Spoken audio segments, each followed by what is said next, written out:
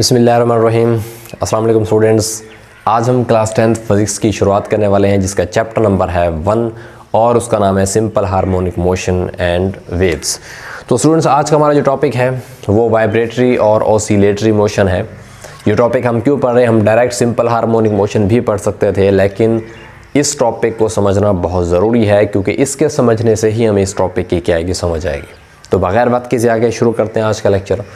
देखिए students, vibratory motion के बारे में जनरली इसकी जो डेफिनेशन है सिंपल, इसको समझते भी हैं। फिर इसको आप कह सकते हो टू एंड फ्रो, या जिसको आप कह सकते हो बैक एंड फोर्थ, ठीक है, जिसको आप सिंपल उर्दू में बोल सकते हैं आगे पीछे किसी चीज़ का मूव करना, टू एंड फ्रो, या उसको क्या बोलते हैं back and fourth. Back and forth motion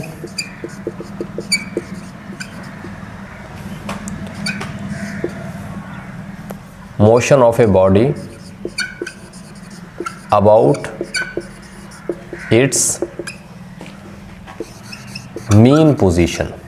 हम एक एक लफ्ज़ को, एक एक बात को समझेंगे। स्टूडेंट देखिए, to and fro, back and forth, आगे पीछे मोशन करना किसी बॉडी का अबाउट या अराउंड इट्स मीन पोजीशन, उसकी मीन पोजीशन। अब हम अभी जानेंगे कि भाईजान ये मीन पोजीशन क्या होती है। अभी हमें यही दिख रहा है कि किसी भी जिस्म का हरकत करना, आगे पीछे मूव करना मीन पोजीशन के गिर्द, इस चीज़ को क्या बोलते हैं? वाइब्रेटरी या ऑसिलेटरी मोशन का नाम दिया जाता है। अब इसकी एग्जांपल काफ़ी सारी हैं, मैं अभी सबकी एक्सप्लेनेशन भी करता हूँ, लेकिन अभी आपको चंद एक मैं एग्जांपल यहाँ पर बता देता हूँ ताकि आपको अंदाज़ा हो। ये आपकी डेली लाइफ में जो है देखी जाने वाली एग्जांपल है। नंबर 1, आपके पास कोई अगर एक स्प्रिंग है तो मोशन ऑफ ए स्प्रिंग, ये भी आपके पास एक वाइब्रेटरी मोशन होता है। नंबर 2, आपके पास मोशन ऑफ अ पेंडुलम, ये जो पुराने घड़ी के क्लॉक होते थे, पेंडुलम उसको बोलते हैं, वहाँ से निकला ये पेंडुलम का वर्ड। तो उसकी अगर आप पेंडुलम को अगर देखते ना, तो उन घड़ियों में ऐसे ऐसे उनको क्या पेंडुलम क्या कर रहा था, मूव कर रहा होता था। तो वो पेंडुलम के लिहाज से इसकी भी सारी मैं वजाहत करता हूँ, लेकिन आप अभी इतना समझिए कि किसी भी स्प्रिंग की मोशन सिंपल ऐसे टू बैक एंड फोर्थ में आगे पीछे अगर आप फोर्स लगाते हो उसको, ठीक है, जो है उसको एक्सटेंड करते हो तो आगे पीछे मूव करता है, इसको बोलते हैं टू एंड फ्रो मोशन, ठीक है। तो पेंडुलम की मैंने आपको भी बता दी है। उसके बाद आपके पास और भी एग्जांपल है, जैसा कि मोशन ऑफ ए स्विंग, झूले को अगर आप देखें, ठीक है, तो झूला आपके पास जो है टू एंड फ्रो ऐसे क्या कर रहा होता है, मूव कर रहा होता है। तो वो भी क्या कर रहा होता है, उसकी मोशन भी क्या होती है, वाइब्रेटरी मोशन होती है। इसी तरीके से मैं आपको 2-3 और एग्जांपल देता हूँ। मोशन ऑफ ए सीसा, ठीक है, जो मोशन ऑफ ए सीसा आपके पास होता है वो क्या होता है, कभी आप बच्चों को झूला झूलते देखें ना, बच्चों को अगर आप झूला झूलते देखें तो एक पॉइंट क्या होता है, एक पॉइंट एक साइड पर एक बच्चा कभी ऊपर होता है, कभी दूसरी साइड पर क्या होता है, दूसरा बच्चा नीचे होता है। तो मतलब एक इनकी ना एक ही पॉइंट के गिर्द क्या होता है, एक स्पेसिफिक ऊपर नीचे, ठीक है, आगे पीछे उनकी जो एक मोशन होती है उसको हम क्या बोलते हैं, मोशन ऑफ ए सीसा। वो भी किस में आता है, एक वाइब्रेटरी मोशन के अंदर आ जाता है। इसी तरीके से एक और भी एग्जांपल, ये सारी वो एग्जांपल दे रहा हूँ ताकि आपको क्लियर हो ये वाइब्रेटरी और ऑसिलेटरी मोशन का ज़रा भी कंसेप्ट जो है आपको कन्फ्यूजन क्रिएट ना करे। इसी तरह से आपके पास एक और example, motion of the prongs of tuning fork. देखिए स्टूडेंट, ट्यूनिंग फोर्क एक आला है, ये आपकी जो है फिज़िक्स की लैब के अंदर मौजूद होगा, आप वहाँ पर देख सकते हैं। इसकी मैं थोड़ी सी शेप ड्रा कर देता हूँ ताकि आपको थोड़ी सी कन्फ्यूजन ना हो।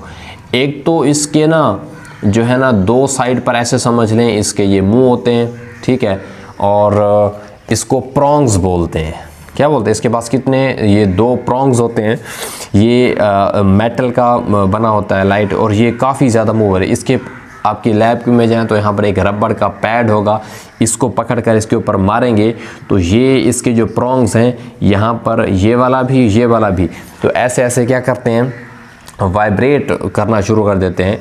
और एक आम अगर मिसालें देखें तो आपका मोबाइल वाइब्रेट करता है, तो मोबाइल की वाइब्रेशन ये सारा कुछ क्या कहता है, वाइब्रेटरी मोशन कहलाता है। तो स्प्रिंग का मोशन करना, पेंडुलम का मूव करना, किसी भी झूले का अपनी एक सेंट्रल पॉइंट के गिर्द घूमना, सीसा बच्चों का जो आप खेलते हैं, कभी पार्क में गए हो तो वहाँ ऑब्ज़र्व किया हो, उसके अलावा एक ट्यूनिंग फोर्क का उसके जो प्रॉन्ग्स होते हैं उनका वाइब्रेट करना जब रबड़ के पैड पर आप उसको मारते हैं। तो भजन ये सारी की सारी मिसालें किस में आते हैं, वाइब्रेटरी मोशन। इन सारी बातों में आपने ऑब्ज़र्व किया होगा कि वो एक पोजीशन जिसको मीन पोजीशन बोल रहे हैं उसके गिर्द घूम रहे हैं। मैं इनमें से एक मिसाल को यहाँ पर समझाने की कोशिश करता हूँ। देखिए आपके पास, मैं इसको अगर थोड़ा सा साफ़ कर दूँ ताकि आपको आसानी से समझाया जा सके।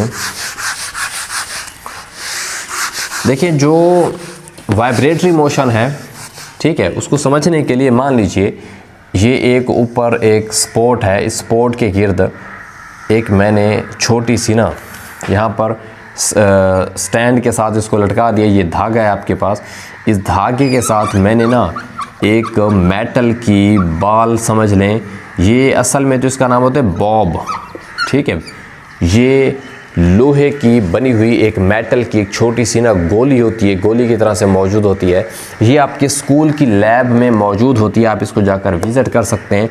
सिंपल उसको स्टैंड के साथ बांधें, धागे से उसको यहाँ पर क्या कर दें, फिक्स कर दें। अब होगा क्या, इस धागे में होगा तनाव। आप अक्सर ऑब्ज़र्व करते हैं जब वज़न होगा तो ये धागा क्या होगा, इसके अंदर तनाव होगा। उसी तनाव को हम क्या बोलते हैं, वजन की इसके अंदर क्या है, टेंशन आ चुकी है, ठीक है, तनाव को बोलते हैं। तो ये धागा इसको ऊपर की तरफ, इसका वज़न क्या होता है, वज़न mg के बराबर होता है, W बराबर mg आपने पढ़ा होगा। इसका वज़न इसको नीचे की तरफ खींचेगा। इस बॉब के जो धागे में तनाव है वो उसको ऊपर की तरफ खींचेगा। तो जितना ये नीचे की तरफ उतना ऊपर की तरफ, ये इन दोनों का असर क्या हो जाता है, कैंसिल। तो इस वजह से ये बॉब ऊपर नीचे तो हरकत कर ही नहीं सकता, मतलब दोनों फोर्सेज एक दूसरे का असर क्या कर देती हैं, कैंसिल। अगर आपसे पूछें बॉब वर्टिकली मूव क्यों नहीं करता, क्योंकि दोनों फोर्सेज एक दूसरे के असर को कैंसिल आउट कर देती हैं। नेक्स्ट, अगर मैं इस बॉब को यहाँ से पकड़ता हूँ, जनरली हम इसको पकड़कर मैं ले जाता हूँ इस पोजीशन के ऊपर, थोड़ा सा जो है हाइट के ऊपर ले जाता हूँ। ये अब यही बॉब जो थी इसको मैंने इसको थोड़ा सा डॉटेड में शो कर देता हूँ। इसी बॉब को मैं पकड़कर थोड़ा सा वहाँ ले जाता हूँ। अब आप ज़रा खुद सोचिए, क्या इस बॉब को ऐसे खुद ब खुद चली जाएगी? ये जो पोजीशन यहाँ तक ले गया हूँ ये खुद तो नहीं जाएगी, इसके लिए फ़ोर्स लगानी पड़ेगी। तो वजह यहाँ से लेकर यहाँ तक ले जाने के लिए मुझे क्या लगानी पड़ी, मुझे फ़ोर्स लगानी पड़ी। समझना, अगर मैंने फ़ोर्स लगाई तो ज़ाहिर बात है आप जिस चीज़ पे फोर्स लगाओगे और यहाँ तक ले गए हो, कोई ना कोई फासला तो तय किया होगा, कोई ना कोई डिस्प्लेसमेंट तो होगा। यहाँ से यहाँ तक जो लेकर गए वो जो डिस्प्लेसमेंट कवर हुआ है, उस डिस्प्लेसमेंट को कह दो कि वो कितना है, उसने x कवर किया। फ़र्ज़ कर लेते हैं x उसने फासला तय किया, फोर्स जितनी लगाई।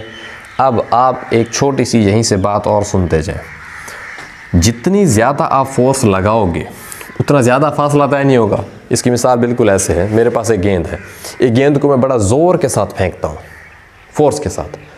जितना ज़्यादा फोर्स के साथ फेंकूँगा वो उतनी ज़्यादा क्या जाएगी, दूर जाएगी। जितना स्लो फोर्स लगाऊंगा, थोड़ा ज़ोर लगाऊंगा, वो उतनी ज़्यादा दूर नहीं जाएगी, वो करीब तक जाएगी। तो इससे सीधी सी बात ये पता चली कि भाईजान अगर आप किसी चीज़ के ऊपर जितनी ज़्यादा फोर्स लगाते हो उतना ज़्यादा उसका क्या होता है, फासला तय होता है। बात को समझना, ये वही बता रहा है, डायरेक्टली प्रोपोर्शनल आपने पढ़ा हुआ, एक चीज़ बढ़े तो दूसरी भी क्या बढ़े। जितनी ज़्यादा फोर्स लगाओगे उतना ज़्यादा फासला तय होगा, जितनी कम फोर्स लगाओगे उतना क्या होगा, कम डिस्प्लेसमेंट, फासला तय होगा। इसमें कोई मसला है? इसी चीज़ को भाईजान बोलते हैं हुक्स लॉ। ये भी हमारा सिंपल हार्मोनिक मोशन के अंदर इस्तेमाल होगा, ये आपको बताना ज़रूरी है। जितनी ज़्यादा मैं इस बॉब को पकड़कर फोर्स लगाकर ऊपर ले जाने की कोशिश करूँगा, उतनी ही ज़्यादा ये क्या करेगा, अपना एक्स फासला करेगा। जितनी ज़्यादा, एक ऐसा टाइम आएगा मैं इसको मैक्सिमम पॉइंट तक ले जा सकता हूँ। मान लीजिए मैं यहाँ तक ले गया, ये हाईएस्ट पॉइंट पर पहुँच गया है। यहाँ पर पहुँचने पर जब एक फोर्स तो आपने लगा दी, अब यहाँ पर जब था, देखें यहाँ पर फासला जब ले जाते हो तो यहाँ पर x, यहाँ से यहाँ तक जितना दूर ले जाओगे, यहाँ पर कह सकते हो कि x यहाँ पर मैक्सिमम है। जितना दूर होगा हम बोलेंगे उतना ज़्यादा फासला है, x मैक्सिमम, इस पॉइंट के ऊपर x मैक्सिमम है। उसके बाद अगर आप इसी चीज़ को बोलो तो इसी पॉइंट को बोलते हैं, ये वाली जगह कहलाती है, इसके दो नाम है। इस जगह का नाम होता है, इसको पीक पोजीशन भी बोलते हैं, या इसी जगह को एक्सट्रीम पोजीशन भी बोलते हैं। ये नाम याद रखने क्योंकि आगे यूज़ होंगे। जब एक जगह पर अपनी पर पहले खड़ा था, उस पॉइंट को बोलते हैं, ये वाला जो पॉइंट है, ये वाला पॉइंट भाईजान कहलाता है मीन पोजीशन।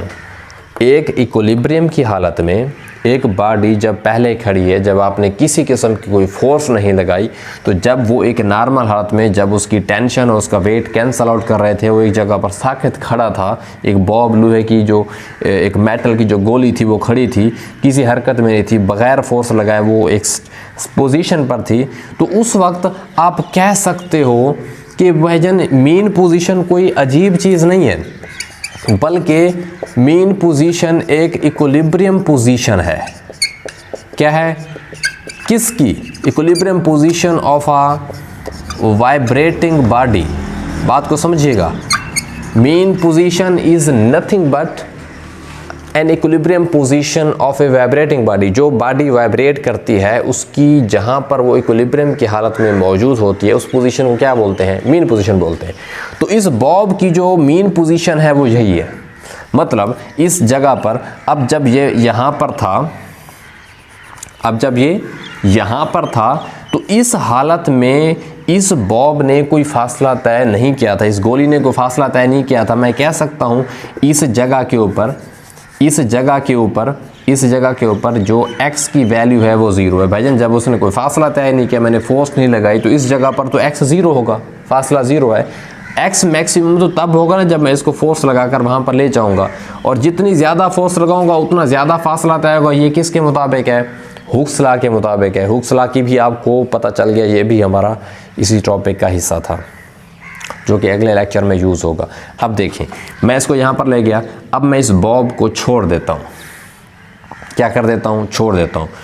अब ये यहाँ पर आएगा, यहाँ से आने के बाद डायरेक्ट आगे चला जाएगा, मीन पोजीशन पर नहीं रुकेगा। उसकी वजह यह है कि इस गोली के पास ये जो बॉब थी, यहाँ से जाते जाते इसके अंदर एक फोर्स जो है ना वो स्टोर हो गई है। ऐसे जाते जाते ये जो आपने फोर्स लगाई थी, ये फोर्स इसके अंदर क्या हो चुकी है?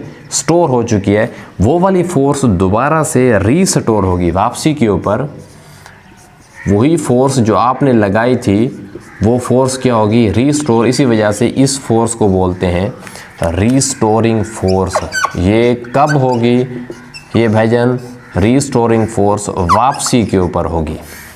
जब आपने फोर्स लगाई, फोर्स लगाने से उसको आप कहाँ पर ले गए? पीक या एक्सट्रीम पोजीशन के ऊपर ले गए। कहाँ से शुरू किया था? मीन पोजीशन से। वो फोर्स इसके अंदर क्या होगी? सेव। जब वापसी के ऊपर आएगी, तो उस पोजीशन को हम क्या बोलते हैं? वो वाली फोर्स जो स्टोर थी, ठीक है, उसके अंदर क्या हुई थी? स्टोर हुई थी, वो अब दोबारा से क्या होगी? रीस्टोर, वापसी क्या होगी? इस्तेमाल होगी। जब ये गोली यहाँ पर आएगी, ये यहाँ नहीं रुकेगी, ये आगे की तरफ चली जाएगी। क्यों? क्योंकि इस गोली का कोई ना कोई मास तो होगा। अगर जिस चीज़ का मास होता है, आपने ये 9th में पढ़ा है, उस चीज़ का इनर्शिया होता है। क्या होता है? इनर्शिया होती है। तो वो क्या करेगी? अपने उस इनर्शिया मास की वजह से यहाँ रुकेगी नहीं, बल्कि वो यहाँ से आगे की तरफ चलती आएगी, और इस साइड पर क्या होगी? एक बुलंद पोजीशन पर के, जैसे कि उस साइड पर गई उतना इस साइड पर आएगी। तो भाईजान इस पॉइंट को इस पॉइंट को सेम जैसे वो था, इस पॉइंट को भी क्या बोलते हैं, दिस इज़ पीक और एक्सट्रीम पोजीशन। तो देखो थोड़ी देर के बाद जब आप इसको छोड़ोगे तो ये वाली जो बॉब थी ऐसे ऐसे क्या करती रहेगी, मूव करती रहेगी। और ये मूव किसके गिर्द कर रही है, ये वाली पोजीशन मैंने पहले बताई, ये कौन सी है बताओ ना, ये कौन सी है, दिस इज़ मीन पोजीशन। तो यही तो वाइब्रेटरी मोशन थी कि एक to and fro, back and forth move करना, किसका, बॉडी का, किसके गिर्द, इसकी वो जो इक्विलिब्रियम पोजीशन वाली मीन पोजीशन है उसके गिर्द मूव करते रहना। इस मोशन को हम क्या बोलते हैं, इस मोशन को भाईजान बोलते हैं वाइब्रेटरी मोशन, या क्या बोलते हैं, ओसिलेटरी मोशन का नाम दिया जाता है। आई होप आपको इसमें किसी तरह की कोई कन्फ्यूजन नहीं होगी। बस इतनी बात ये छोटी छोटी सी याद रखें, भाईजान फोर्स लगाएंगे तो फासला तय होगा। इस जगह पर लगा कर गए तो फासला इधर मैक्सिमम हो चुका है, यहाँ मीन पोजीशन से जितना दूर होंगे मतलब आपने फोर्स लगाई, फासला मैक्सिमम। और मीन पोजीशन पे खड़े हैं तो एक्स जब कोई तय नहीं किया तो यहाँ पर एक्स क्या है, 0। और जब एक्स 0 है तो इसका मतलब है आपने अभी भाईजान फोर्स भी नहीं लगाई, तो मीन पोजीशन पर फोर्स भी 0 होती है, एक्स भी क्या होता है, 0 होता है। अब बिल्कुल जो ऐसे यहाँ पर था, यहाँ पर क्या होता है, एक्स आपके पास क्या होता है, मैक्सिमम। एक्स यहाँ पर क्या होता है, मैक्सिमम। इस साइड पर भी सेम ऐसे होगा, एक्स आपके पास क्या होता है, मैक्सिमम होता है। ठीक है, तो ये ऐसे मूव करते रहना। इस तरह की मोशन को, ये जो एक पेंडुलम की, एक बॉब की मोशन मैंने बताई है, हुक्स लॉ के बारे में बताया, ये सारी motion to and fro, back and forth motion about its mean position. Mean position क्या है, it is the equilibrium position of the vibrating body. I hope आपको समझ आ चुकी होगी। नेक्स्ट लेक्चर में इंशाल्लाह सिंपल हार्मोनिक मोशन को डिस्कस करेंगे। मैं जल्दी से इस लेक्चर को समराइज़ कर देता हूँ कि to and fro, back and forth motion of the body about its mean position, about its mean position, उसको हम क्या बोलते हैं, वाइब्रेटरी या ऑसिलेटरी मोशन बोलते हैं। उसके बाद इसमें हमने ये पढ़ा, main position is nothing but equilibrium position. Equilibrium position के ऊपर क्या होता है, जितनी उस धागे में जैसे कि टेंशन थी उतना वेट तो वर्टिकली तो मूव नहीं कर सकता, क्योंकि दोनों फोर्स एक दूसरे के असर को क्या कर देते हैं, कैंसिल कर देती है। नेक्स्ट हमने इसी टॉपिक में हुक्स लॉ को भी डिस्कशन की, वो इसी में ही यूज़ हो रहा है कि जितनी ज़्यादा मैं फोर्स लगाकर उस गोली को लेकर जाऊँगा उतनी ज़्यादा वो दूर तक जाएगी, मतलब डिस्प्लेसमेंट ज़्यादा तय करेगी। तो इस चीज़ को हुक्स लॉ बोलते हैं। और इसके ये पीक या एक्सट्रीम हाई पोजीशन है, ये लोअर समझ लें, ये हायर पोजीशन है। हायर पोजीशन के ऊपर क्या होता है, फासला मैक्सिमम होता है। जितना मेन पोजीशन से दूर होंगे उतना ज़्यादा फासला ज़्यादा, जितना मेन पोजीशन के ऊपर होंगे वहाँ पर एक्स क्या होगा, 0 होगा। तो आई होप आपको यहाँ पर समझ आ चुकी है। ये इसी जगह पर वापसी क्यों रुक नहीं जाता, इनर्शिया की वजह से। इसके पास मैस जो होता है, मैस एंड वेलोसिटी है, तो ये भजन यहाँ से मूव करके आगे की तरफ क्या कर जाता है, मूव कर जाता है। ठीक हो गया, मिलते हैं नेक्स्ट वीडियो में, तब तक ढेर सारा ख्याल रखिएगा। थैंक यू, अल्लाह हाफिज़।